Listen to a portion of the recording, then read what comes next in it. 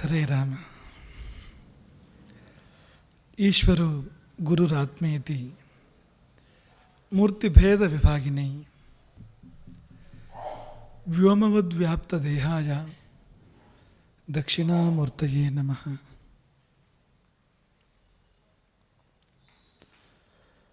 ಪಾಪೋಘಃ ಪರಿಧೂಯತಾಂ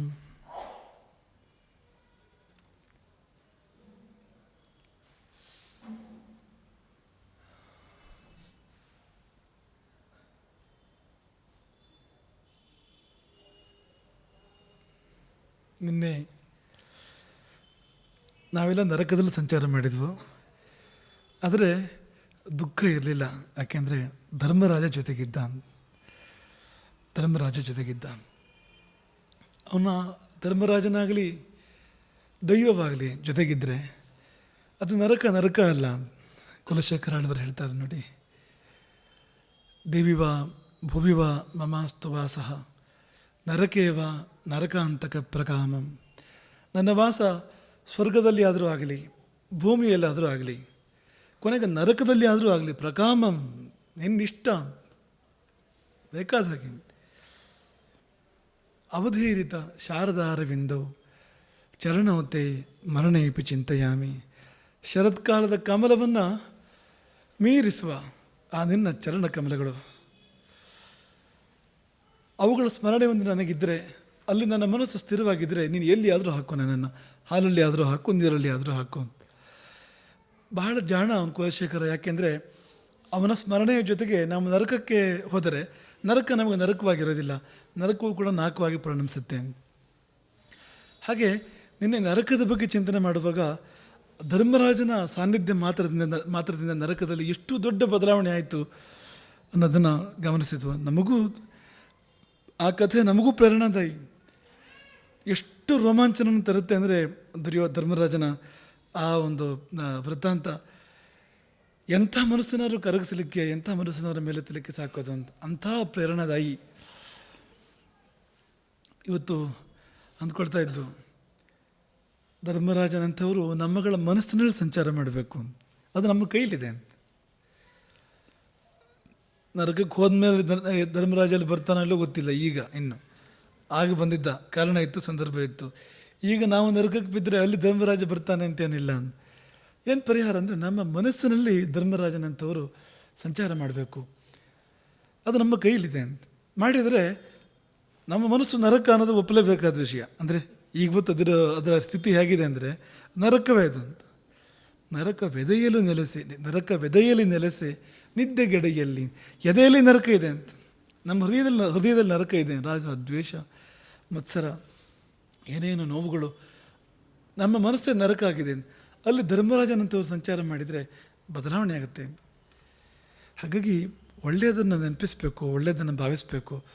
ನಾವು ಮತ್ತೆ ಅಂದ್ಕೊಳ್ತೇವೆ, ಮನೆ ಗೋಡೆಗಳಲ್ಲಿ ಅಂತಹ ಪ್ರೇರಣಾದಾಯಿ ಚಿತ್ರಗಳಿರಬೇಕು ಅಂತ. ನಮ್ಮ ಕಣ್ಣಲ್ಲಿ, ನಮ್ಮ ಮನಸ್ಸಲ್ಲಿ ಅಂಥ ಮಹಾಪುರುಷರು ಓಡಾಡೋ ಹಾಗೆ ನಮ್ಮ ಮನೆ ವಾತಾವರಣ ಇಟ್ಕೋಬೇಕು ಅಂತ. ಅದರ ಬದಲು ಭಯಂಕರವಾದ ಬಾಕ್ಸರ್ ಒಬ್ಬನ ಫೋಟೋ ಮನೆ ಗೋಡೆ ಮೇಲೆ ಹಾಕ್ಕೊಂಡ್ರೆ ನಮ್ಮ ಮನಸ್ಸಲ್ಲಿ, ನಮ್ಮ ಕಣ್ಣಲ್ಲಿ ಅವನಿದ್ದರೆ ನಮ್ಮ ಮನಸ್ಸು ಹಾಗಾಗತ್ತೆ ಅಂತ. ಅವನು ಕೆಟ್ಟವನು ಅಂತಲ್ಲ, ಅವನ ಜೀವನ ಅವನು ಮಾಡ್ತಾ ಇದ್ದಾನೆ, ಮಾಡಲಿ ಅವನದನ್ನು. ಆದರೆ ನಾವು ನಮ್ಮ ಮನಸ್ಸಲ್ಲಿ ಇಟ್ಕೊಳ್ಬೇಕಾಗಿದ್ದು ಯಾವುದು ಅಂದರೆ ಇಂಥ ವ್ಯಕ್ತಿಗಳು, ಇಂಥ ವ್ಯಕ್ತಿತ್ವಗಳು, ಅವರ ಲೋಕೋತ್ತರವಾಗಿರ್ತಕ್ಕಂಥ ಚರಿತ, ಅದು ನಮ್ಮ ಮನಸ್ಸನ್ನು ಸ್ವರ್ಗವಾಗಿ ಮಾರ್ಪಡಿಸುತ್ತೆ.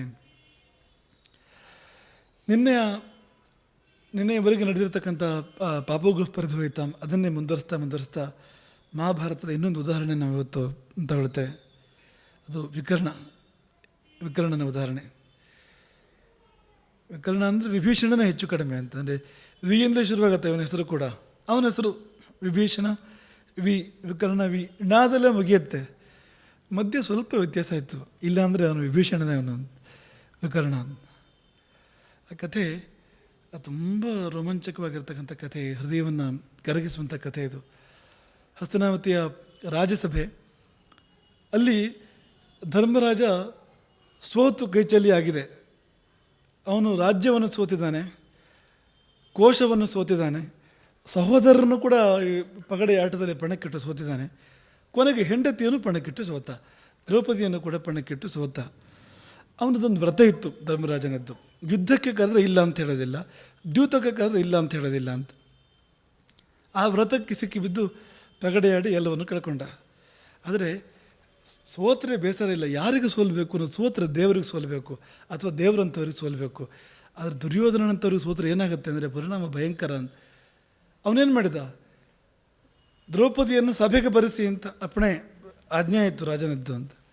ದ್ರೌಪದಿ ಸಭೆಗೆ ಬರುವ ಸ್ಥಿತಿಲಿಲ್ಲ. ಪ್ರಾತಿಕಾಮಿ ಸೇವಕ ಹೋಗಿ ದ್ರೌಪದಿಗೆ ಹೇಳ್ತಾನೆ, ರಾಜಾಜ್ಞೆ ಆಗಿದೆ, ಸಭೆಗೆ ಬರಬೇಕಂತೆ. ದಾಸಿ ನೀನು ಅಂತ. ನಾನು ಹೇಗೆ ದಾಸಿ ಅಂತ ಅವಳು ಕೇಳಿದ್ಲು. ಇಲ್ಲ, ದ್ಯೂತದಲ್ಲಿ ನಿನ್ನನ್ನು ಸೋತಾಗಿದೆ ಧರ್ಮರಾಜ.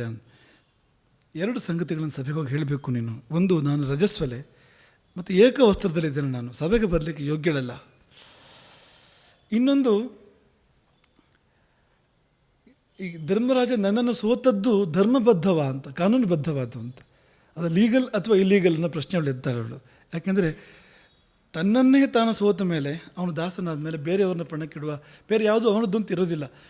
ತನ್ನನ್ನು ತಾನು ಪಣಕ್ಕಿಟ್ಟು ಸೋತ ಮೇಲೆ, ಅವನು ದಾಸನಾದ ಮೇಲೆ ಅವನದ್ದಂತ ಯಾವುದೂ ಇರೋದಿಲ್ಲ ಆಮೇಲೆ. ಹಾಗಾಗಿ ಅದರ ನಂತರ ಅವನು ಪಣಕ್ಕಿಟ್ಟರೆ ಅಸಿಂಧೋದು ಅಂತ. ಭೀಷ್ಮ ದ್ರೋಣರಿದ್ದಾರೆ, ಅಲ್ಲಿ ಕೃಪರಿದ್ದಾರೆ. ಈ ಪ್ರಶ್ನೆಯನ್ನು ಸಭೆಯಲ್ಲಿ ಇಡು. ದ್ರೌಪದಿ ಹೇಳಿ ಕಳಿಸಿದ್ಲು. ಅಲ್ಲಿ ಯಾರಿಗೂ ನಡೆಯೋ ಸ್ಥಿತಿ ಇಲ್ಲ, ದುರ್ಯೋಧನ ಒಬ್ಬನದ್ದೇ ಅಲ್ಲಿ ಮದಾಂತನಾಗ್ಬಿಟ್ಟಿದ್ದಾನೆ ಅವನು. ಅದು ವಿಕೃತ ಮನಸ್ಸದು. ಅದು ಹೇಗೆ ಆ ದುರ್ಯೋಧನನನ್ನು ಒಳ್ಳೆ ಬೆಳಕಲ್ಲಿ ಆಮೇಲೆ ಯಾವ ಕೆಲವು ಕವಿಗಳು ನೋಡಿದ್ರು ನಮ್ಗೆ ಆಶ್ಚರ್ಯ ಅಂತ ಅನಿಸುತ್ತೆ. ಯಾಕೆಂದರೆ ಎಂಥ ವಿಕೃತ ಪಾತ್ರ ಅದು. ಈಗ ರಾವಣನಾದರೂ ಸೀತೆಯನ್ನು ಬಯಸಿದ, ಅಪಹರಿಸಿ ತಂದ, ಅಷ್ಟೇ ಅದು. ಇದು ಹಾಗಲ್ಲ. ಸಭಾ ಮಧ್ಯದಲ್ಲಿ ಒಬ್ಬಳು ಕುಲವಧುವಿನ ವಸ್ತ್ರಾಪಹರಣ ಮಾಡುವಂತಂದರೆ ಅವನು ಎಂಥ ವಿಕೃತ ಮನಸ್ಸನ್ನಾಗಿರಬೇಕು. ಅವನು ಎಳೆಸಿ ತರಿಸಿದ ದ್ರೌಪದಿಯನ್ನು ಸಭೆಗೆ. ಯಾರೂ ಮಾತಾಡಲಿಲ್ಲ ಸಭೆಯಲ್ಲಿ. ದ್ರೌಪದಿಯ ಪ್ರಶ್ನೆಯನ್ನು ಹೇಳಿ ಕಳಿಸಿದ್ಲು, ಯಾರೂ ಮಾತಾಡಲಿಲ್ಲ. ಎಳೆಸಿ ತರಿಸಿದ ದುಶ್ಯಾಸನನ್ನು ಕಳುಹಿಸಿ ಸಭೆಗೆ. ಸಭೆಯಲ್ಲಿ ಆ ಪ್ರಶ್ನೆ ನಡೀತಾಳೆ ಮತ್ತೆ ದ್ರೌಪದಿ. ಧರ್ಮರಾಜ ತನ್ನನ್ನು ತಾನು ಸೋತ ಮೇಲೆ ನನ್ನನ್ನು ಪಣಕ್ಕಿಡುವ ಹಕ್ಕು ಅವನಿಗಿದೆಯಾ? ಇಲ್ಲದ ಹಕ್ಕಿನಿಂದ ಪಣಕ್ಕಿಟ್ಟರೆ ಸಿಂಧುವಾದು. ಆ ಪಣವನ್ನು ಸೋತರು ಗೆದ್ದರು ಸಿಂಧುವಾದು ಅಂತ. ಸಿಂಧು ಅಲ್ಲ, ಅದು ಸ್ಪಷ್ಟ. ಅದು ಆ ಕಾಲದ ನಿಯಮದಲ್ಲಿ ಹೇಗೆ ದಾಸನಾದ ಮೇಲೆ ಮುಗೀತು, ಅವನದ್ದೊಂದು ಬೇರೆ ಯಾವುದೂ ಇಲ್ಲ ಆಮೇಲೆ. ಹಾಗೆ ಇನ್ನೇನು ಪಣಕ್ಕಿಡುವ ಹಾಗಿಲ್ಲ. ದಾಸ ಅಂದರೆ ಅಕಿಂಚನ ಅಂತ, ಅವನ ಬಳಿ ಇನ್ನೇನು ಇರೋದಿಲ್ಲ ಅಂತ.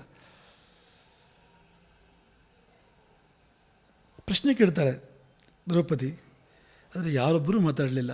ಅವನು ಈ ಮೊದಲೇ ಪ್ರಸ್ತಾಪ ಮಾಡಿದಾಗ ಭೀಷ್ಮಾಚಾರ್ಯರು ಅಡ್ಡಗೋಡೆ ಮೇಲೆ ದೀಪ ಇಟ್ಟ ಹಾಗೆ ಸ್ವಲ್ಪ ದೀಪ ದುರ್ಯೋಧನನ ಕಡೆಗೆ ಬರಲಿದೆ, ಆ ತರಹ ಮಾತಾಡಿಬಿಟ್ರು. ಧರ್ಮರಾಜ ತಪ್ಪು ಮಾಡೋದು ಕಷ್ಟ ಅಂತ, ಅವನೆಲ್ಲಿ ತಪ್ಪು ಮಾಡ್ತಾನೆ ಅನ್ನೋ ಥರ. ಧರ್ಮರಾಜ ತಪ್ಪು ಮಾಡಿದ ಅಂತ ಹೇಳಬೇಕು ಅಲ್ಲಿ ಅಂತ ಹೇಳಿದರೆ ಧರ್ಮ ನ್ಯಾಯ ಉಳಿಯೋದಲ್ಲಿ ಆ ಸಭೆಯಲ್ಲಿ. ಅವನು ತಪ್ಪು ಮಾಡಿದ್ರೆ ಬಿಟ್ಟನು. ಆದರೆ ಆ ಪ್ರಕ್ರಿಯೆ ಅಸಿಂಧು ಅಂತ ಹೇಳಬೇಕಾಗಿತ್ತು ಅವ್ರು ಯಾರೂ ಹೇಳಲಿಲ್ಲ.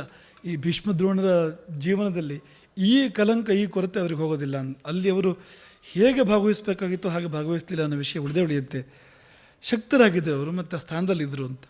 ಅವನು ಕೇಳ್ತಿದ್ದ ಬಿಡ್ತಿದ್ದ ಅನ್ನೋ ವಿಷಯ ಬೇರೆ. ವಿದುರ ಹೇಳ್ತಾನೆ. ಯಾಜ್ಞಸೇನಿ ದ್ರೌಪದಿ ಆ ಪ್ರಶ್ನೆಯನ್ನು ಪುನಃ ಕೇಳ್ತಾಳೆ ಸಭಾ ಮಧ್ಯದಲ್ಲಿ. ಎಲ್ಲರನ್ನೂ ಕೇಳ್ತಾಳೆ. ಅವಳನ್ನ ಎಳೆದಾಡ್ತಾ ಇರ್ತಾರೆ, ಅದ್ರ ಮಧ್ಯದಲ್ಲಿ ಆಕೆ ಆ ಪ್ರಶ್ನೆ ಕೇಳ್ತಾಳೆ. ಸಿಂಧುವಾ ನನ್ನನ್ನು ಗೆದ್ದಿದ್ದು ಕೌರವರು ಅಂತ. ಒಬ್ಬರೂ ಮಾತಾಡಲಿಲ್ಲ.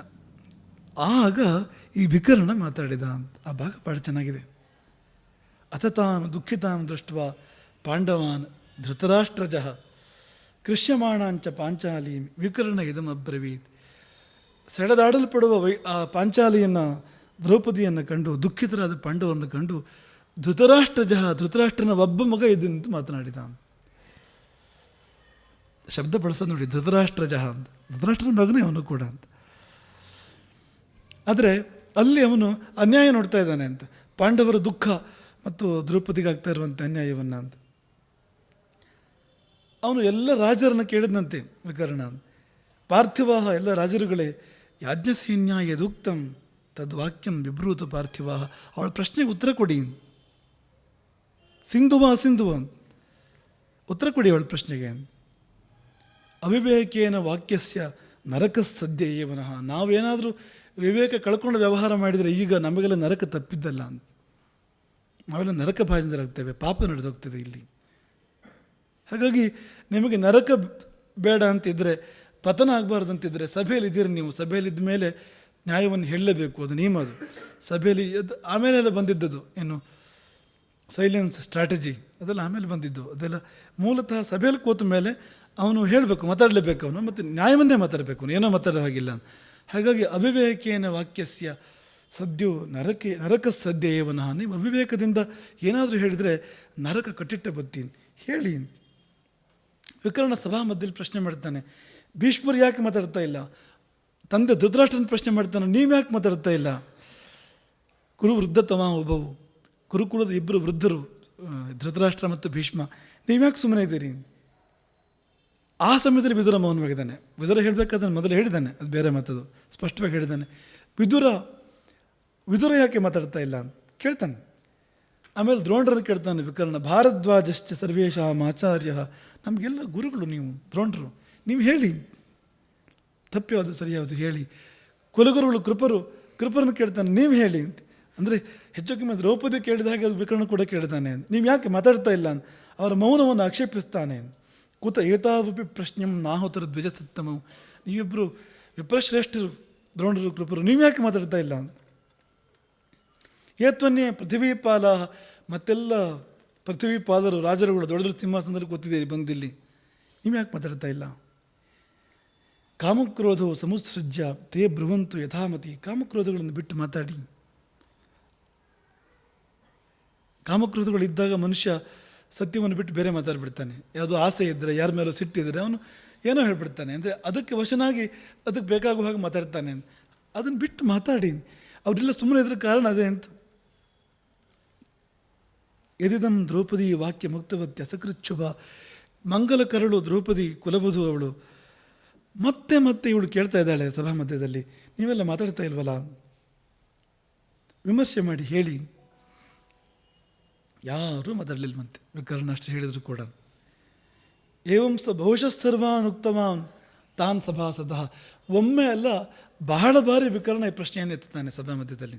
ಒಮ್ಮೆ ಅಲ್ಲ, ಬಹುಶಃ ಬಹಳ ಸಾರಿ ಮತ್ತು ಬಹಳ ರೀತಿಯಿಂದ ವಿಕರ್ಣ ಆ ಸಭೆಯಲ್ಲಿ ಮಾತಾಡ್ತಾನೆ. ನಚತೆ ಪೃಥ್ವಿ ಪಾಲ ತಮೂಚು ಸಾಧು ಅಸಾಧುವ, ಆ ಪೃಥ್ವಿ ಪಾಲರು ಯಾರೂ ಕೂಡ ಸರಿ ತಪ್ಪು ಎರಡೂ ಹೇಳಲಿಲ್ಲ ಅಂತ. ಯಾಕೆಂದರೆ ಸರಿಯನ್ನು ಹೇಳಲಿಕ್ಕೆ ಧೈರ್ಯ ಇಲ್ಲ, ತಪ್ಪನ್ನು ಹೇಳಲಿಕ್ಕೆ ಮನಸ್ಸು ಬರ್ತಾ ಇಲ್ಲ. ನಪುಂಸಕರು ಅವರೆಲ್ಲರೂ ಕೂಡ ಅಂತ. ಅದಕ್ಕೆ ಹೇಳೋದು ತಟಸ್ಥಾನು ಪಕ್ಷವೇ ಇಲ್ಲ ಅಂತ. ಧರ್ಮಯುದ್ಧದಲ್ಲಿ ಒಂದು ಧರ್ಮ ಇಲ್ಲ ಅಥವಾ ಅಧರ್ಮ, ಒಂದು ಇಲ್ಲಿರು ಒಂದು ಅಲ್ಲಿರು. ಈ ತಟಸ್ಥ ಅನ್ನೋದು ಅವಕಾಶವಾದ, ಅದು ಪಲಾಯನವಾದ, ಅದು ನಿಲುವು ತಗೊಳ್ಳದೇ ಇರೋದು ಅನ್ನೋದು ಪಲಾಯನವಾದ ಅದು ಅಂತ. ನಿನಗೆ ಸರಿ ಯಾವುದೊಂದು ಗೊತ್ತು, ಆ ಸರಿಯನ್ನು ಹೇಳೋಕ್ಕೆ ನನಗೆ ಧೈರ್ಯ ಇಲ್ಲ, ತಪ್ಪನ್ನು ಹೇಳೋದಕ್ಕೆ ನಿನಗೆ ಮನಸ್ಸಿಲ್ಲ. ಹಾಗಾಗಿ ಇಂಥ ಸ್ಥಿತಿ ಅಂತ, ನೈರ್ಬಲ್ಯ ಅಂತ. ಬಹಳ ಸಾರಿ ಹೇಳಿದ ಮೇಲೆ ಅವನಿಗೆ ತುಂಬ ಅಸಹನೆ ಆಯಿತು. ವಿಕರ್ಣನಿಗೆ ಅಸಮಾಧಾನ ಆಯಿತು, ತುಂಬ ಅನ್ಯಾಯ ನಡೀತಾ ಇದೆ. ಆ ಹಳೆ ತಲೆಗಳು ಅಥವಾ ದೊಡ್ಡ ದೊಡ್ಡವರು ಒಬ್ಬರು ಮಾತಾಡ್ತಾ ಇಲ್ಲ. ಇವನೇನು 100ರಲ್ಲಿ 1ನೇವನಲ್ಲ ಅವನು, 2ನೇವನೂ ಅಲ್ಲ, 3ನೇವನೂ ಅಲ್ಲ, ಅವನು ಎಲ್ಲೋ ಬರ್ತಾನೆ ಮಧ್ಯದಲ್ಲಿ ವಿಕರ್ಣ. ಪಾಣಿಂ ಮಿನಿಷ್ಪೇಷ್ಯ, ಕೈ ಹೊಸಕಿದನಂತೆ ವಿಕರ್ಣ ಅಂತ. ಅಸಹಾಯಕತೆಯಲ್ಲಿ ನಿಶ್ವಸನ್, ನಿಟ್ಟುಸಿರಿಟ್ಟನಂತೆ. ಇದಮ್ಮಬ್ರವೀತ್, ಕೊನೆಯಲ್ಲಿ ಅವನು ಹೇಳ್ದ, ಅವನು ಮಾತಾಡಿದ. ವಿಭ್ರೂತ ಪೃಥ್ವೀಪಾಲ ವಾಕ್ಯಂ ಮಾವ ಕಥಂಚನ, ನೀವೆಲ್ಲ ಹೇಳಿ ಬಿಡಿ, ನಾನು ಹೇಳೋದು ಹೇಳ್ತೇನೆ. ಯಾಕೆಂದ್ರೆ ಹೇಳಬೇಕಾದ್ರೆ ಹೇಳಲಿ ಅಂತ ಅವನು ಪ್ರಯತ್ನ ಇದ್ದಿದ್ದು. ಭೀಷ್ಮರೇ ಹೇಳಲಿ, ದ್ರೋಣರು ಹೇಳಲಿ, ಕೃಪರೇ ಹೇಳಲಿ, ಧೃತರಾಷ್ಟ್ರ ಹೇಳಲಿ ಅಂತ ಅವನದ್ದು. ಧೃತರಾಷ್ಟ್ರನಿಗೆ ಸೊಸೆ ಆಗಬೇಕು ಅವಳು, ಹೇಳಲಿ ಅಂತ ಇದ್ದಿದ್ದು. ಯಾರು ಹೇಳದೇ ಇದ್ದಾಗ ಮನ್ಯೆ ನ್ಯಾಯಂ ವಿಧತ್ರಾಹಂ ತದ್ದಿ ವಕ್ಷ್ಯಾಮಿ ಕೌರವಾಹ, ಇಲ್ಲಿ ನ್ಯಾಯ ಯಾವುದೋ ಅದನ್ನು ನಾನು ಹೇಳ್ತೇನೆ. ನ್ಯಾಯವನ್ನು ಹೇಳ್ತಾನೆ ಅವನು. ನ್ಯಾಯ ಯಾವುದು ಅಂತ ಎಲ್ಲರಿಗೂ ಗೊತ್ತಿದೆ ಅಲ್ಲಿ, ಅದು ಅಸಿಂಧುದು. ತನ್ನನ್ನೇ ತಾನು ಸೋತ ಮೇಲೆ ದ್ರೌಪದಿಯನ್ನು ಪಣಕ್ಕಿಡುವ ಹಕ್ಕೇ ಇಲ್ಲ ಧರ್ಮರಾಜನಿಗೆ. ಪಣಕ್ಕಿಟ್ಟಿದ್ದು ಅಸಿಂಧುದು. ಹಾಗಾಗಿ ಸೋತಿದ್ದು ಗೆದ್ದಿದ್ದು ಎರಡೂ ಕೂಡ ಲೆಕ್ಕಕ್ಕೆ ಬರೋದಿಲ್ಲ. ಅದು ದ್ರೌಪದಿಯನ್ನು ಸೋತ ಹಾಗೆ ಆಗಲಿಲ್ಲ. ದ್ರೌಪದಿಗೂ ಸ್ವಾತಂತ್ರ್ಯ ಇದೆ, ಎಲ್ಲರಿಗೂ ಗೊತ್ತಿರೋ ವಿಷಯ. ಅಲ್ಲಿ ಮೊದಲು ಬಂದ ಪ್ರಶ್ನೆ ಏನು ಅಂದರೆ, ಧರ್ಮರಾಜ ತಪ್ಪು ಮಾಡ್ತಾನೆ ಅಂತ ಹೇಗೆ ಹೇಳೋದು ಅಂತ. ಈ ಭೀಷ್ಮರು ಒಂದು ಇಟ್ಟಿದ್ದು ಅದು, ಧರ್ಮರಾಜ ಮಾಡಿದ್ರಿಂದ ಸರಿ ಇರ್ಬೋದು ಅಂತ. ಅಂದರೆ ಹೀಗೂ ಒಂದು ಉಂಟ ಅಂತ ಅದನ್ನೇ ತಗೊಳ್ತಾನೆ ವಿಕರ್ಣ ಅಂತ. 4 ಬಗೆಯ ವ್ಯಸನಗಳು ಮನುಷ್ಯರಿಗೆ, ಅದರಲ್ಲೂ ರಾಜರುಗಳಿಗೆ 4 ಬಗೆಯ ವ್ಯಸನಗಳು: ಮೃಗಯ, ಬೇಟೆ, ಪಾನಂ ಮದ್ಯಪಾನ, ಅಕ್ಷಾಹ ಅಂದರೆ ಈ ಜೂಜು, ಮತ್ತು ಗ್ರಾಮ್ಯ ಸುಖದಲ್ಲಿ ಅತ್ಯಂತ ಆಸಕ್ತಿ. ಇವೆಲ್ಲ ರಾಜರ ವ್ಯಸನಗಳು. ಈ ವ್ಯಸನಗಳಿಗೆ ವಶರಾದಾಗ ಮನುಷ್ಯರು ಸರಿನೂ ಮಾಡ್ಬೋದು, ತಪ್ಪನೂ ಮಾಡ್ಬೋದು. ಅದನ್ನಿಟ್ಕೊಂಡು ನಾವು ಸರಿ ತಪ್ಪಿನ ವಿವೇಚನೆ ಮಾಡಬಾರದು. ಇಲ್ಲಿ ಅವನನ್ನು ಕಿದವರು ಜೂಜುಕೋರರು ಧರ್ಮರಾಜನನ್ನು ಜೂಜಿಗೆ ಕರೆದಿದ್ದಾರೆ. ಅವನದೊಂದು ವ್ರತ ಇದೆ, ಜೂಜಿಗೆ ಕರೆದು ಇಲ್ಲ ಅಂತ ಹೇಳೋದಿಲ್ಲ, ಬಂದು ಕೂತಿದ್ದಾನೆ. ಆ ಜೂಜಿನ ಸಮಯದಲ್ಲಿ ಸೋತು ಗೆದ್ದು ಆ ಸಮಯದಲ್ಲಿ ಅವನು ಏನೋ ಒಂದು ಅದನ್ನೇ ನೀವು ಹೇಳಿದ್ದಕ್ಕೆ ಸರಿ ತಪ್ಪು ಅಂತೇಳಿ ನಿರ್ಣಯ ಮಾಡೋಕ್ಕೆ ಸಾಧ್ಯ ಇಲ್ಲ. ಅವನಿಗೆ ಪಣಕ್ಕೆ ಇಡುವಾಗ ಆ ವಿವೇಚನೆ ಇದ್ದಿರ್ಬೋದು, ಇಲ್ಲೇ ಇದ್ದಿರ್ಬೋದು, ತನಗೆ ಹಕ್ಕುಂಟೋ ಇಲ್ವೋ ಅವನಿಗೆ ವಿವೇಚನೆ ಕಳ್ಕೊಂಡಿರ್ಬೋದು, ಅವನು ಕಳ್ಕೊಂಡಿಟ್ಟಿರ್ಬೋದು ಅವನು. ಆದರೆ ವಾಸ್ತವವಾಗಿ ಹಕ್ಕಿಲ್ಲ ಅವನಿಗೆ ಅಂತ. ಮೊದಲನೇದಾಗಿ ಅವನೊಬ್ಬನ ಹಕ್ಕು ಅಲ್ಲವೇ ಅಲ್ಲ ಇದು. ಸಾಧಾರಣೀಚ ಸರ್ವೇಶಾಂ ಪಾಂಡವಾನಾಂ ಅನಂದಿತ, 5 ಪತ್ನಿಯವಳು ಅಂತ ದ್ರೌಪದಿ, ಅವನೊಬ್ಬನ ಪತ್ನಿಯಲ್ಲ. ಈಗ ತಮ್ಮಂದಿರ ಅವನ ಸೊತ್ತಾಗ್ಬೋದು, ಧರ್ಮರಾಜನ ಸೊತ್ತಾಗ್ಬೋದು, ತಮ್ಮಂದಿರ ಪಣಕ್ಕೆ ಇಡ್ಬೋದು, ತಮ್ಮಂದಿರ ಪತ್ನಿಯರೆಲ್ಲ ಅವನು ಸೊತ್ತಾಗೋದಿಲ್ಲ. ಆ ಪತ್ನಿತ್ವ ಅನ್ನೋದು ಬೇರೆಯೇ ಇದು. ಈ ದಾಸ್ಯದಲ್ಲಿ ಎಂದೂ ಇದು ಬರೋದಿಲ್ಲ ಅಂತ, ಒಬ್ಬ ದಾಸನ ಪತ್ನಿಯನ್ನು ದುರುಪಯೋಗ ಮಾಡುವಂತೆ ಇಲ್ಲ ಅಂತ. ಹಾಗೆ ಅವಳಿಗೆ ಆ ಸ್ವಾತಂತ್ರ್ಯ, ಶೀಲ ಸ್ವಾತಂತ್ರ್ಯ ಇದ್ದೇ ಇರುತ್ತೆ. ಹಾಗಾಗಿ 5 ಪತ್ನಿಯವಳು ಒಬ್ಬನೇ ಪಣಕ್ಕಿಡೋದು ಹೇಗೆ? ಒಂದು ಜಿತೇನ ಪೂರ್ವಂ ಚಾನೇನ, ಮೊದಲು ಸೋತಾಗಿದ್ದು ಅವನೇನು ಪಣಕ್ಕಿಡೋದು ಮತ್ತೆ ದ್ರೌಪದಿಯನ್ನು. ಇಯಂಚ ಕೀರ್ತಿತ ಕೃಷ್ಣ ಸೌಬಲೆಯನ ಪಣಾರ್ಥಿನ ಏತತ್ ಸರ್ವಂ ವಿಚಾರ್ಯಾಹಂ ಮನ್ಯೆ ನವಿಜಿತಾಮಿಮಾಮ. ಅವಳನ್ನು ಪಣದಲ್ಲಿ ಸೋತಾಗ ಆಗಲಿಲ್ಲ, ಅವಳು ಸ್ವತಂತ್ರಳು ಅಂತ ನಿರ್ಣಯ ಕೊಡ್ತಾನೆ. ಅವನ ನಿರ್ಣಯವನ್ನು, ವಿಕರ್ಣನ ನಿರ್ಣಯವನ್ನು ಅವನು ಕೊಟ್ಬಿಡ್ತಾನೆ. ಅದು ಕೊಟ್ಟಾಗ ಸಭಾ ಮಧ್ಯದಲ್ಲಿ ದೊಡ್ಡ ಶಬ್ದ, ದೊಡ್ಡ ಇಡೀ ಸಭೆಯಲ್ಲಿ ಅಂದರೆ ಒಂದು ನಾದವೇ ಉಂಟಾಯಿತು ಅಂತ. ಏನು ನಾದ ಅಂದರೆ ವಿಕರ್ಣನನ್ನು ಪ್ರಶಂಸೆ ಮಾಡೋರು ಮತ್ತು ಶಕುನನ್ನು ನಿಂದೆ ಮಾಡೋರು. ಆ ಶಕುನಿಯ ನಿಂದಾಧ್ವನಿ, ವಿಕರ್ಣನ ಪ್ರಶಂಸಾ ಧ್ವನಿ ಇಡೀ ಸಭೆಯಲ್ಲಿ ಎದ್ದಿತ್ತು. ಆ ವಿಕರ್ಣನ ಮಾತು ನಿಜ, ಅದು ಸತ್ಯವಾಗಿತ್ತು, ಅದರ ಪರವಾದ ವಾತಾವರಣ ಇಡೀ ಸಭೆಯಲ್ಲಿ ಬಂತು ಅಲ್ಲಿ. ಇದು ವಿಕರ್ಣ. ಇದು ನೋಡಿ, ವಿಭೀಷಣನಿಗೆ ವಿಕರ್ಣನಿಗೆ ಸಂಪೂರ್ಣ ಹೋಲಿಕೆ ಬಂತು. ಇಲ್ಲಿ ಏನು ವ್ಯತ್ಯಾಸವೇ ಇಲ್ಲ. ಅದೇ ಪರಿಸ್ಥಿತಿ ಅವನದ್ದು, ವಿಭೀಷಣದ್ದು ಕೂಡ ಇದೇ ವಿಷಯ ಅಲ್ಲಿಯೂ ಅಂತ. ಸೀತೆ ರಾಮನ ಪತ್ನಿ, ನಿನಗೇನು ಸಂಬಂಧ, ನೀನು ಹಾಗೆ ತಂದೆ, ತಪ್ಪದು. ರಾಮ ಮಾಡ್ತಾ ಇರೋ ಯುದ್ಧ ನ್ಯಾಯಸಮ್ಮತವಾಗಿರುವಂಥದ್ದು. ಅವನ ಪತ್ನಿ ಅವನು ಪಡ್ಕೊಳ್ಬೇಕು, ಅವನು ಕೊಟ್ಟುಬಿಡು, ನಮ್ಮದಲ್ಲ ಅದು, ನೀ ತಂದಿರೋದು ತಪ್ಪು, ಕೊಟ್ಬಿಡು, ಕೊಟ್ಟರೆ ಪರಿಹಾರ ಇದು ಅಂತ, ಯುದ್ಧ ಪರಿಹಾರ ಅಂತ ವಿಭೀಷಣ ಅಲ್ಲಿ ವಾದ ಮಾಡ್ತಾನೆ. ಏಕಾಂಗಿ ಅವನು ಕೂಡ ಅಲ್ಲೆಲ್ಲ ಹಳೆ ತರಗಳೆಲ್ಲ ಇದ್ದು, ಅಲ್ಲಿ ರಾವಣನ ಆಸ್ಥಾನದಲ್ಲೂ ಕೂಡ ಅಲ್ಲಿ ಬಾಯಿ ಬಿಡೋದೇ ಕಷ್ಟ, ಭಯಂಕರ ಪರಿಸ್ಥಿತಿಯಲ್ಲಿ ರಾವಣನ ಸಭೆಯಲ್ಲಿ. ಇಲ್ಲೂ ಹಾಗೆ ಭೀಷ್ಮ ದ್ರೋಣರು ಕೃಪರು ಇದ್ದರೂ ಕೂಡ ಕಣ್ಣೆದುರು ಘೋರ ಅನ್ಯಾಯ ನಡೀತಾ ಇದೆ, ಆದರೆ ಬಾಯಿ ಬಿಡಲಿಲ್ಲ ಅವ್ರು ಯಾರು ಕೂಡ, ಮಾತಾಡಲಿಲ್ಲ. ಎದ್ದು ನಿಂತು ವಿಕರ್ಣ ತಮ್ಮ, ದುರ್ಯೋಧನನ ತಮ್ಮ, ಅಲ್ಲೂ ಅಷ್ಟೇ ರಾವಣನ ತಮ್ಮ. ಒಂಥರ ಪಾತ್ರವೇ ಮತ್ತೆ ಬಂದ ಹಾಗಿದೆ ವಿಕರ್ಣ ಮತ್ತು ವಿಭೀಷಣ ಅಂತಂದರೆ. ಆದರೆ ಕರ್ಣ ಅಡ್ಡ ಬರ್ತಾನೆ ಅದಕ್ಕೆ. ಕರ್ಣ ಎದ್ದು ನಿಂತು ವಿಕರ್ಣನನ್ನು ನಿಂದಿಸಿ ಹೀಗೆ ಹೇಳೋದು, ನೀನು ಬಾಲ, ನೀನು ಹುಡುಗಾಟಿಕೆ, ನಿನಗೆ ಇಲ್ಲಿ ಬಂದು ಮುದುಕರಾಡ ಮಾತನಾಡ್ತೀಯ ನೀನು, ಬಾಲ ಸ್ಥವಿರ ಭಾಷಿತಂ, ಅಜ್ಜಂದ್ರಾಡ ಮಾತಾಡೋದು ನೀನು ಯಾರು ನೀನು ಅಂತೇಳಿ ಕರ್ಣ ಗದರಿಸಿ ವಿಕರ್ಣನನ್ನು ಕೂರಿಸಿ ಮುಂದಿನ ನ್ಯಾಯ ನಡೀತು ಅದರ ನಂತರ ಅಂತ. ಕರ್ಣನ ಪಾತ್ರವನ್ನು, ಕರ್ಣನಲ್ಲಿ ಕೆಲವು ಒಳ್ಳೆದಿರ್ಬೋದು, ಈ ಪ್ರಕರಣದಲ್ಲಿ ಕರ್ಣ ಹೋಗುವಷ್ಟು ಕೆಳಗೆ ಯಾರೂ ಹೋಗಿಲ್ಲ ಅಂತ, ಅಷ್ಟು ಅಧಃಪತನ ಕರ್ಣನ ಪಾತ್ರದ್ದು.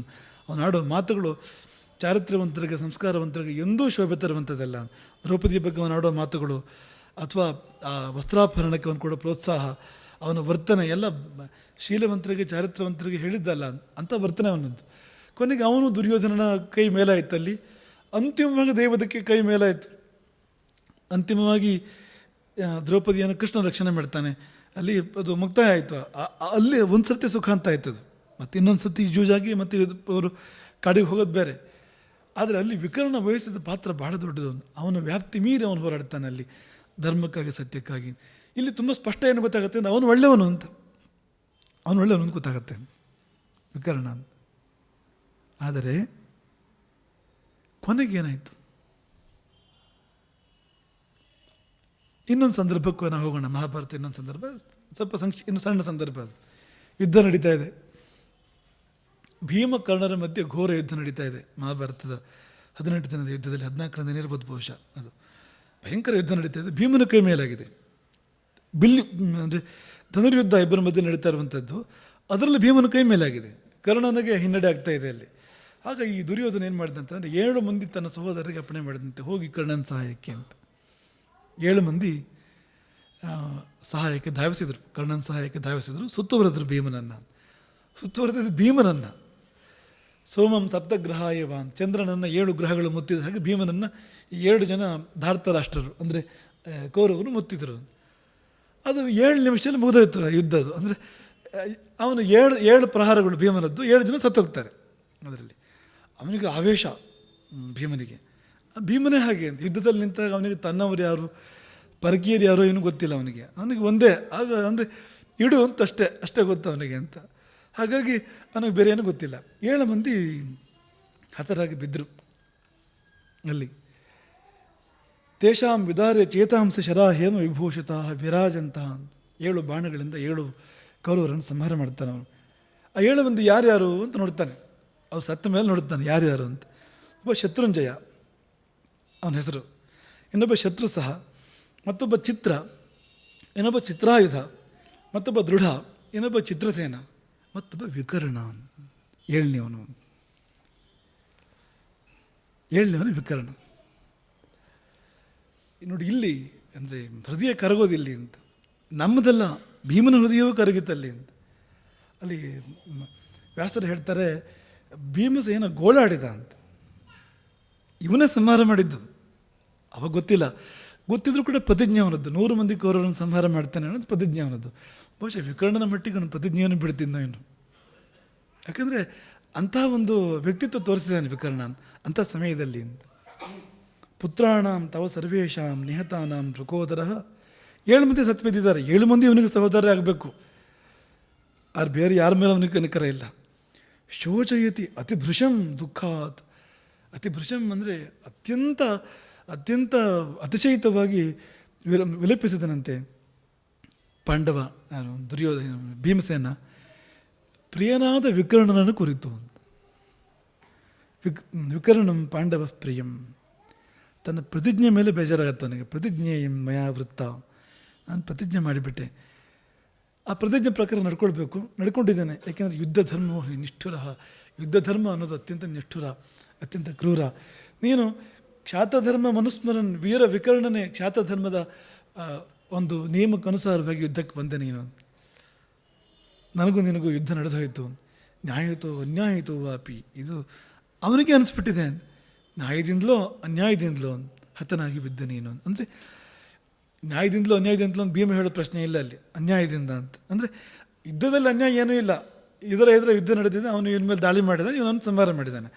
ಅಲ್ಲಿ ಯುದ್ಧ ಧರ್ಮ ಪ್ರಕಾರ ಏನು, ಆದರೆ ಅವನ ಆತ್ಮಕ್ಕೆ ಅನಿಸಿದೆ ಅಂತ ಇದು ಅನ್ಯಾಯ ಅಂತ, ತಾನು ಅವನನ್ನು ಕೊಲ್ಲೋದು ಅಂತ. ಆದರೆ ಬೇರೆ ದಾರಿ ಇಲ್ಲ. ನೀವು ಹೇಳಿ, ಬೇರೆ ದಾರಿ ಏನಿದೆ? ಬೇರೆ ದಾರಿ ಏನಿದೆ ಅಲ್ಲಿ? ಯಾಕೆ ಬೇರೆ ದಾರಿ ಇಲ್ಲ ಅಂದರೆ ಅದು ಪಾಪೋಗ ಪರಿಧೋಗಿತಾಂ ಇಲ್ಲ ಅಲ್ಲಿ. ಪಾಪಿಗಳ ಗುಂಪಿನ ಮಧ್ಯೆ ಇದ್ದಾನವನು ಅಂತ ವಿಕರ್ಣ. ಅದಕ್ಕಾಗಿ ಇದನ್ನು ಪ್ರಸ್ತಾಪ ಮಾಡಿದ್ರು. ಒಳ್ಳೆಯವನು. ಎಷ್ಟು ಒಳ್ಳೆಯವನು ಅಂದರೆ ಒಂಚೂರು ಭೀಷ್ಮರಿಗಿಂತ, ಒಂಚೂರು ದ್ರೋಣರಿಗಿಂತ, ಒಂಚೂರು ಕೃಪರಿಗಿಂತ ಒಳ್ಳೆಯವನು ಅಂತ. ಹಾಗೆ ಹೇಳಿದ್ರೆ ಬೇರೆ ದಾರಿ ಇಲ್ಲ ಅಂತ. ಅವ್ರು ಯಾರು ಮಾತಾಡಲಿಲ್ವಲ್ಲ ಅಂತ.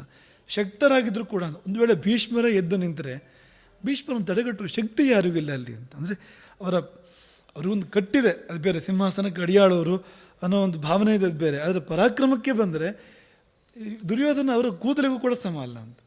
ಅವನು ಇಡೀ ಸೈನ್ಯ ತಂದರೂ ಭೀಷ್ಮರು ಏನೂ ಮಾಡೋಕ್ಕೆ ಸಾಧ್ಯ ಇಲ್ಲ ಅಂತ. ಆದರೆ ಅವನು ಭೀಷ್ಮರು ಸಿಂಹಾಸನಕ್ಕೆ ಅಡಿಯಾಡುವಂಥ ಮಾತ್ರಕ್ಕೆ ಅನ್ಯಾಯಕ್ಕೆಲ್ಲ ಅಡಿಯಾಳಾಗಬೇಕಾಗಿಲ್ಲ ಅಂತ. ಸರಿ ತಪ್ಪನ್ನು ಹೇಳಬೇಕಾಗಿತ್ತು. ಕೊನೆ ಪಕ್ಷ ಹೇಳೋಕ್ಕೇನಾಗಿದೆ ಅಂತ, ಇದು ತಪ್ಪು ಅಂತ ಹೇಳೋಕ್ಕೇನಾಗಿದೆ ಅಂತ. ಬೇರೆ ಸಮಯದಲ್ಲೆಲ್ಲ ಮಾತಾಡಿದ್ದಾರೆ ಅವರು, ದುರ್ಯೋಧನನ್ನು ಖಂಡಿಸ್ತಾರೆ ಅವರು. ಎಷ್ಟೋ ಕಡೆ ಮಹಾಭಾರತದಲ್ಲಿ ಖಂಡಿಸ್ತಾರೆ, ತಪ್ಪು ಮಾಡ್ತಿರೋದು ನೀನು ಅಂತ. ಇಲ್ಲೆಲ್ಲೋಗಿದ್ರು ಅವರು ಅಂತ ಹೇಳಲೇಬೇಕಾದ ಸಂದರ್ಭದಲ್ಲಿ ಅಂತ. ಆದರೆ ಆ ಸಮಯದಲ್ಲಿ ನಿಂತು ಮಾತಾಡಬೇಕಾದ್ರೆ ನಾವು ವಿಕರ್ಣನನ್ನು ಮೆಚ್ಚಿದೆ, ಬೇರೆ ದಾರಿ ಇಲ್ಲ ಅಂತ. ಅವನು ನಿಜವಾಗಿ ಒಳ್ಳೆಯವನಾಗಿರಬೇಕು. ಅವನಿಗೇನು ಲಾಭ ಇಲ್ಲ ಅಲ್ಲಿ. ಹೇಗೆ ವಿಭೀಷಣನ ಲಾಭ ಇಲ್ಲ. ಲಂಕೆಯ ಸಭೆಯಲ್ಲಿ ನಿಂತು ರಾಮನ ಸಮರ್ಥನೆ ಮಾಡ್ತಾನಲ್ಲ ವಿಭೀಷಣ, ಏನು ಲಾಭ ಇದೆ ಅವನಿಗೆ? ಮಂತ್ರಿ ಪದವಿ ಇದೆ ಲಂಕೆಯ ಸಭೆಯಲ್ಲಿ ಅವನಿಗೆ. ರಾವಣನಿಗೆ ಒಬ್ಬ ಮಂತ್ರಿ ಅವನು. ಆ ಕಡೆಗೆ ಅವನು ಏನೂ ಅಲ್ಲ, ಶತ್ರು ಅವನು. ಇವನು ಹೋದ್ರೆ ನಂಬ್ತಾರೋ ಇಲ್ಲ ಅವನನ್ನು. ರಾಮನ ಕಡೆಗೆ ಹೋದರೆ ಪ್ರಕೃತ ಮಂತ್ರಿ ಅವನು. ಅವನಿಗೆ ಯಾವ ಲಾಭವೂ ಇಲ್ಲ ರಾಮನ ಪರವಾಗಿ ಮಾತಾಡಿದರೆ. ರಾಮ ಏನು ಹೇಳಿ ಕಳಿಸ್ಲಿಲ್ಲ ನನ್ನ ಪರವಾಗಿ ಮಾತಾಡುವಂಥ ವಿಭೀಷಣನಿಗೆ. ಒಳಗಿಂದ ಹೇಳ್ತಾ ಇರ್ಬೋದು, ಅದು ಬೇರೆ ಮಾತು. ಅವನು ಆತ್ಮವಾಗಿ ಮಾತಾಡ್ತಾ ಇರ್ಬೋದು. ಎಲ್ಲಿಯೂ ಹಾಗೆ ಅಂತ. ವಿಕರ್ಣನಿಗೆ ಏನು ಲಾಭ? ಹಸ್ತನಾವತಿ ಸಭೆಯಲ್ಲಿ ಪಾಂಚಾಲಿ ಪರವಾಗಿ ಮಾತಾಡಿ ಏನು ಲಾಭ? ಅವಳಿಗೆ ಯಾರಿದ್ದಾರೆ? ಅವ್ರ ಕತೆ ಮುಗಿದೋಗಿದೆ ಪಾಂಡವರಿದ್ದು. ಅವ್ರ ದಾಸರಾಗಿ ಆಗಿದೆ. ಅಂದರೆ ಆ ಕ್ಷಣದ ವಾತಾವರಣದಲ್ಲಿ ಮತ್ತೆ ಪಾಂಡವರಿಗೆ ಕಮ್ ಬ್ಯಾಕ್ ಇಲ್ಲ ಅಂತ. ಅದು ಬೇರೆ ಥರ ಮುಕ್ತಾಯ ಆಯ್ತದು. ಅವರಿಗೆ ಮತ್ತೆ ವಾಪಸ್ ಸಿಗುತ್ತೆ ಅದೆಲ್ಲವು, ಅದು ಬೇರೆ ಅದು. ಆದರೆ ಆ ನಿಮಿಷದ ವಾತಾವರಣ ಹೇಗೆ ಅಂದರೆ ಅವರು ದಾಸರಾಗಿ ಆಗಿದೆ, ಅವ್ರ ಜೀವನ ಮುಗಿದೋಗಿದೆ ಪಾಂಡವರದ್ದು. ಅವ್ರು ಮತ್ತೆ ಹಿಂದಿರುಗಿ ಬರೋ ಪ್ರಶ್ನೆ ಇಲ್ಲ. ಇವನಿಗೆ ಮುಂದೆ ಭವಿಷ್ಯ ಏನು? ವಿಕರ್ಣನಿಗೆ ಭವಿಷ್ಯವೇ ಇಲ್ಲ ಅಂತ. ಮತ್ತು ಅವ್ರಿಗೆ ಎದುರಿಗೆ ಏನು ಬಲಶಾಲಿಯೂ ಅಲ್ಲ. ದುರ್ಯೋಧನನೋ ದುಶಾಸನನೋ ಕರ್ಣನೋ ಅವ್ರ ಮುಂದೆ ಅವರು ಎದುರಿಸಿ ನಿಲ್ಲೋ ಪರಾಕ್ರಮಿ ಕೂಡ ವಿಕರ್ಣ ಅಲ್ಲ ಅಂತ. ಪರಾಕ್ರಮಿ ಆದರೆ ಅವ್ರ ಮುಂದೆ ಅಲ್ಲ ಅಂತ.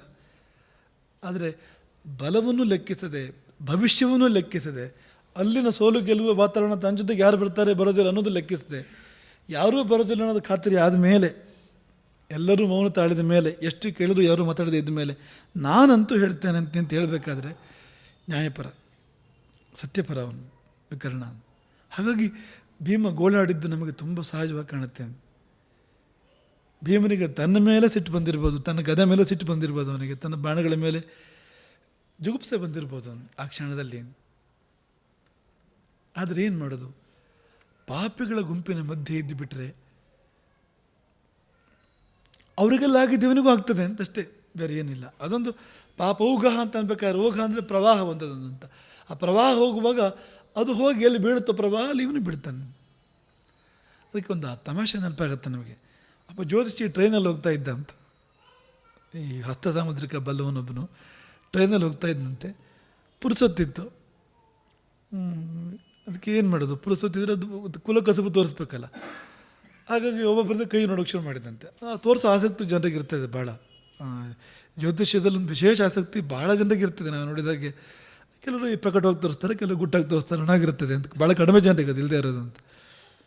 ಕೈ ನೋಡ್ತಾನೆ ಒಬ್ಬೊಬ್ಬರದೇ. ನೋಡಿದರೆ ಅವನ ಆಯುಸ್ಸು ಅವತ್ತಿಗೆ ಮುಗಿದಿದೆ. ಒಬ್ಬನ ಕೈ ನೋಡ್ತಾನೆ, ಅವನ ಆಯುಸ್ಸು ಅವತ್ತಿಗೆ ಮುಗಿದಿದೆ. ಇನ್ನೊಬ್ಬನ ಕೈ ನೋಡಿದ, ಅವನ ಆಯುಸ್ಸು ಅವತ್ತಿಗೆ ಮುಗಿದಿದೆ. ಮತ್ತೊಬ್ಬನ ಕೈ ನೋಡ್ತಾನೆ, ಅವನ ಆಯುಸ್ಸು ಅವತ್ತಿಗೆ ಮುಗಿದಿದೆ. ಹೀಗೆ ಆ ಭೋಗಿಯಲ್ಲಿ ಯಾರಿದ್ದಾರೆ, ಯಾರು ಕೈ ನೋಡಿದ್ರು ಆಯುಸ್ಸು ಅವತ್ತೇ ಮುಗಿದಿದೆ ಅವರದ್ದು ಅಂತ.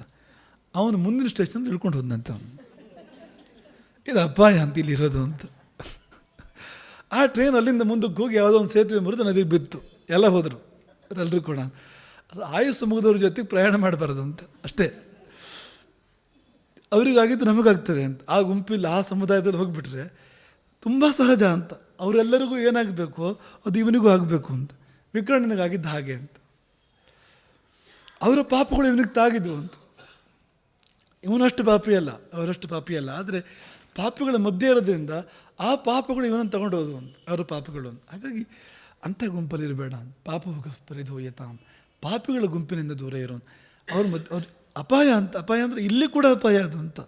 ಅವರಿಗೆ ದುಃಖ ಬರೋದು ನಿಶ್ಚಿತ ಅಂತ, ಅವ್ರಿಗೆ ಆಪತ್ತು ಬರೋದು ನಿಶ್ಚಿತ ಅಂತ. ಅವ್ರು ಹೋಗಿ ಎಲ್ಲೋ ಪತನ ಆಗೋದು ನಿಶ್ಚಿತ ಅಂತ. ನೀನು ಆಗ್ತೀಯ ಅವತ್ತು ಅಂತ. ಇವತ್ತು ನನಗೆಲ್ಲ ಭವ್ಯವಾಗಿ ಕಾಣ್ತಾ ಇರ್ಬೋದು, ಆದರೆ ಪಾಪ ಮಾಡಿದ ಖಾತ್ರಿ ಆದರೆ ಹೋಗಿ ಪತನ ಆಗೋದು ಕೂಡ ಖಾತ್ರಿ. ಅದು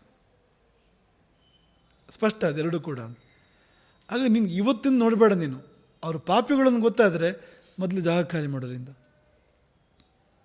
ಅದರಿಂದ ದೂರ ಹೋದರೆ, ಅದೇ ಶಂಕರಾಚಾರ್ಯರು ಈ ಥರ ಹೇಳ್ಬೋದು, ಅದನ್ನು ಪುಣ್ಯಾತ್ಮರ ಜೊತೆ ಸೇರ್ಕೊಂತ ಹೇಳ್ಬೋದು. ಆದರೆ ಅದ್ರ ಬದಲು ಪಾಪ ಹೋಗೋ ಪರಿದು ಹೋಯ್ತಾಮ ಅಂತ ಹೇಳ್ತಾರೆ. ಯಾಕಂದ್ರೆ ಮೊದಲು ಇದನ್ನು ಬಿಡು ಅಂತ. ನೀನು ಪುಣ್ಯಾತ್ಮರ ಜೊತೆ ಸೇರ್ತೀಯೋ ಬಿಡ್ತೀಯೋ ಅದು ಆಮೇಲೆ ನೋಡ್ಕೊಳ್ಳೋಣ ಅದನ್ನ ಬೇಕಾದ್ರೆ. ಆದರೆ ಮೊದಲು ಪಾಪಿಗಳಿಂದ ದೂರ ಇರೋನು. ಯಾಕೆಂದರೆ ಅದಿಲ್ಲದಿದ್ದರೆ ವಿಕರ್ಣನ ಹಾಗಾಗ್ತೀಯ ನೀನು ಅಂತ. ವಿಕರ್ಣನಿಗಾದ ಸ್ಥಿತಿ ಆಗ್ಬೋದು, ವಿಕರ್ಣನಂಥ ವಿಕರ್ಣನಿಗೆ. ಅದಕ್ಕೆ ಹೇಳಿದ್ದು ಅದು ಶುರುವೂ ಅದೇ ಮುಕ್ತಾಯವೂ ಅದೇ, ಮತ್ತೆ ಸ್ವಲ್ಪ ವ್ಯತ್ಯಾಸ ಇದೆ ಅಂತ. ವಿಕರ್ಣ ಆ ವ್ಯಕ್ತಿತ್ವ ವಿಭೀಷಣನಿಗೆ ಭಾಳ ಹತ್ತಿರ ಇರತಕ್ಕಂಥ ವ್ಯಕ್ತಿತ್ವ. ಆದರೆ ವಿಭೀಷಣನಿಗೆ ಒಂದು ಚೂರು ಹೆಚ್ಚುಗಾರಿಕೆ ಏನು ಅಂದರೆ ಸತ್ಯ ಅಂತ, ಧರ್ಮ ಅಂತ. ಈ ಸಂಬಂಧ ಅನ್ನೋದು ಎರಡನೇ ಅಂತ. ನೀನು ಅಣ್ಣ ಆಗಿರ್ಬೋದು, ಧರ್ಮದಿಂದ ನಿನ್ನ ತಮ್ಮ ಆಗಿರ್ಬೋದು, ನೀನು ಅಧರ್ಮವೇ ಆಗೋದಾದರೆ, ಅಧರ್ಮ ಜೊತೆಗೆ ಇರೋದಾದರೆ ಈ ನನಗೆ ನಂಗೆ ಧರ್ಮ ಬೇಕು, ನನಗೆ ಧರ್ಮ ಮೊದಲು ಮತ್ತೆ ಬಾಂಧವ್ಯ ಅಂತ. ಸತ್ಯ ಮೊದಲು ಮತ್ತೆ ಇಲ್ಲಿ ಅವನು ವಿಭೀಷಣ ತುಂಬ ಸ್ಪಷ್ಟ ಇದ್ದಾನೆ, ವಿಕರ್ಣ ಸ್ಪಷ್ಟ ಇರಲಿಲ್ಲ. ಅಲ್ಲಿ ಅಣ್ಣ ಏನು ಮಾಡೋದು ಅಂತ, ಅವ್ರ ಜೊತೆಗೆ ಹೋಗ್ಬೇಕಾಗತ್ತೆ ನಾನು ಅಂತ. ಹೋಗಿ ದುರ್ಯೋಧನಿಗಾಗಿದ್ದು ಅವನಿಗಿಂತ ಮೊದಲು ಇವನಿಗಾಗೋಯ್ತು, ವಿಕರ್ಣನಿಗಾಗೋಯ್ತು. ಮೊದಲೆಲ್ಲ ಪ್ರದೇಶಗಳು ಹೋಗೋದು, ಆಮೇಲೆ ಅವರು ಒಂದು ಇವ್ರದ್ದೆಲ್ಲ ತಲೆ ಕೊಟ್ಟು ಅವ್ರು ತಲೆ ಉಳಿಸ್ಕೊಳ್ತಾರೆ. ಆ ಸಾಧ್ಯ ಆದಲ್ಲಿ ಇವರಿಗೂ ಕೊನೆಗೆ ಅವರು ಹೋಗ್ತಾರೆ, ಒಂದೆಲ್ಲ ಹೋಗದೆ ಇರೋಕ್ಕೆ ಸಾಧ್ಯ ಇಲ್ಲ ಅಂತ. ಈ ದುರ್ಯೋಧನ ಎಲ್ಲಿ ತಮ್ಮಂದ್ರ ಸಾಯಬೇಕಾದ್ರೆ ಇವನು ಅಂದರೆ ಅವ್ರನ್ನ ಕೊಟ್ಟು ಇವನಲ್ಲಿದ್ದವನು ಎಲ್ಲ ಹೋದ್ಮೇಲೆ ಇವನು ಪಲಾಯನ, ಯುದ್ಧ ಭೂಮಿಯಿಂದಲೇ ಪಲಾಯನ ಮಾಡಿ ಹೇಡಿ ಹಾಗೆ ಹೋಗಿ ನೀರಲ್ಲಿ ಮುಳುಗಿ ಕಾಲ ಕಳೀತಾನ ಅವನನ್ನು. ಎಂಥವನವನು ಇಷ್ಟು ಜನರನ್ನು ಬಲಿ ಕೊಟ್ಟು, ಎಂತೆಂಥವ್ರನ್ನೆಲ್ಲ ಬಲಿ ಕೊಟ್ಟು ಇವನಿಗಾಗಿ ಸತ್ತಿದ್ದಾರೆ ಎಲ್ಲರೂ ಕೂಡ. ಧರ್ಮಕ್ಕಾಗಿ ಕೂಡ ಅಲ್ಲ, ಇವನಿಗಾಗಿ ಹೋಗಿದ್ದವರೆಲ್ಲರೂ ಕೂಡ. ಕೊನೆ ಇವನು ಮಾಡಿದ್ದೇನು ಅಂದರೆ ಪಲಾಯನ ಮಾಡಿ ತಲೆ ಉಳಿಸ್ಕೊಳ್ಳೋಕೆ ಹೋಗ್ತಾನೆ ಇಲ್ಲ ಅಂತ, ತಲೆ ಮರೆಸ್ಕೊಳ್ತಾನೆ. ಹಾಗಾಗಿ ಅಂಥವರ ಜೊತೆಗೆ ಎಷ್ಟು ಮಾತ್ರಕ್ಕೂ ಸೇರಬಾರ್ದು ಅನ್ನೋದಕ್ಕೆ ಬಹುದೊಡ್ಡ ಉದಾಹರಣೆ ವಿಕರಣ. ಹಾಗಾಗಿ ಇಂತಹ ಮಾತಿಗೆ ವಿಕರಣ ಆಗಬಾರ್ದು, ನಾವು ಸರಿ ಸಕಾರಣ ಆಗಬೇಕು ಅಂತ, ಕಿವಿ ಇರಬೇಕು ನಮಗೆ ಅಂತ, ಸರಿಯಾಗಿ ಕೇಳ್ಕೋಬೇಕು ಅಂತ, ಇದನ್ನು ಅಂತ ಇಟ್ಕೋಬೇಕು ಒಳಗಡೆಗೆ. ಹರಿರಾಮ್.